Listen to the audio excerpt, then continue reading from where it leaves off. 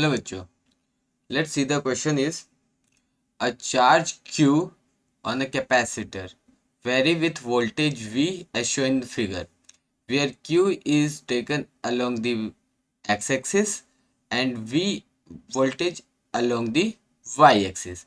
The area of the triangle OAB represent, first क्या है capacitance, second क्या है कैपेसिटिव रिएक्टेंस, थर्ड क्या है electric field between the plates, और फोर्थ है energy stored in the capacitor.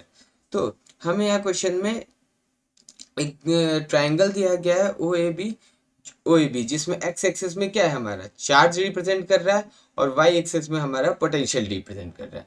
तो अब वो ये पूछा है कि इस ट्रायंगल का जो एरिया है वो हमारा क्या रिप्रेजेंट करता है। तो हम जानते हैं जो कि ट्रायंगल का एरिया उसका फॉर्मूला होता है हाफ बेस इनटू हाइट।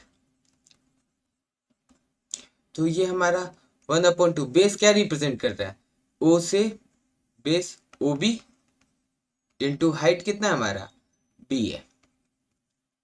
तो ओ बी हमारा किसको रिप्रेजेंट कर रहा है, चार्ज को। तो 1/2 इंटू क्यू इंटू बी ए किसको रिप्रेजेंट कर रहा है, पोटेंशियल को, वोल्टेज को।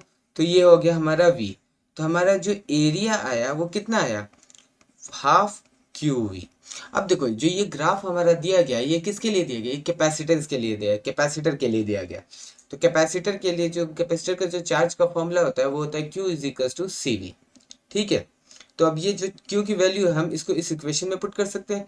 तो ये हम इसमें पुट करते हैं तो ये कितना है 1/2 into C into V into V, that is half C V square. तो हमारा एरिया कितना है, एरिया है हमारा हाफ सी वी स्क्वायर। अब देखो अगर हम कैपेसिटर में हम जानते हैं कि कैपेसिटर में जो एनर्जी स्टोर्ड होता है वो भी एनर्जी जो होती है स्टोर जो कैपेसिटर के अंदर होता है उसकी वैल्यू भी होती है हमारी हाफ सी वी स्क्वायर।